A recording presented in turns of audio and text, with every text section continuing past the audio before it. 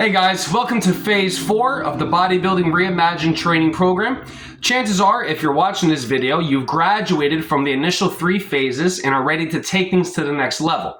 But before we talk about the phase 4 workout, I just want to recap what phase 1, 2, and 3 were all about. So phases 1, 2, and 3 are basically a prerequisite phase getting you to the point where you can stand on one leg, which is something that I consider a standard for fitness. So one of the rules I have as a trainer is that I do not train you unless you can stand on one leg. So I end up being more of a homework prescriber than I am a personal trainer sometimes, because you really need to make posture and balance a part of your daily life in order for you to be successful in whatever goals you want to achieve. So again, let me reiterate what phase 1, 2, and 3 were all about. All right, so phase 1 is more of a mental awareness thing. The point I tried to make in phase 1 is that posture isn't something you can just magically have in a moment. Posture is a function of specific muscles. So primarily the muscles of your upper back, which hold you upright, right? The muscles in your neck play a role in your head positioning, all right? Obviously your core and your glutes, that area helps to get the right pelvic positioning down. So that's what phase 1 is all about, okay? Just generally being aware. Phase 2 is basically the same thing as phase 1, except we're being more strategic about it, right? We're actually assigning very specific exercises based on your personal imbalances. Because for some people, they may not need to work on certain aspects of their posture. So for example, the chin tuck position, right? This is universally a pretty easy one for most people to get. So if you can just get into the habit, imagine like a golf ball under here, then you're pretty much good to go. But a lot of people struggle with thoracic mobility.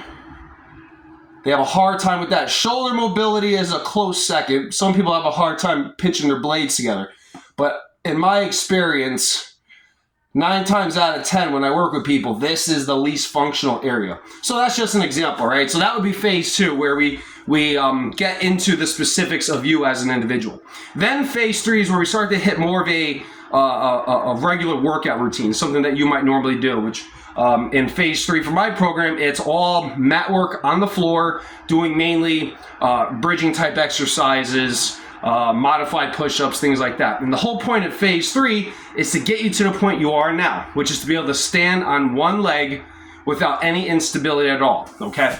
And at the end of phase 3, if you go back and look at those videos, I do have a video talking about this, right? So sort of the standard that I set. So the standard that I set is for you to be able to stand on one leg with your knee up at 90 degrees, as steady enough to be able to hold like a cup of water here, okay? So this simple action here is what culminates to us getting to the point we are today with phase 4 of Bodybuilding Reimagined. So, let me show you one more thing, okay? So not only do I need you to be able to stand on one leg, but then you need to be able to tip over, touch your toe, stand up.